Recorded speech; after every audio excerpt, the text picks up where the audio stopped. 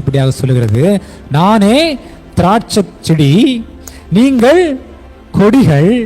ஒருவன் என்னிலும் நான் அவனிலும் நிலைத்திருந்தால் அவன் மிகுந்த கனிகளை கொடுப்பான்.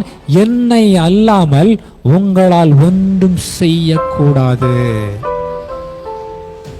என்னை அல்லாமல் உங்களால் ஒன்றும் செய்யக்கூடாது.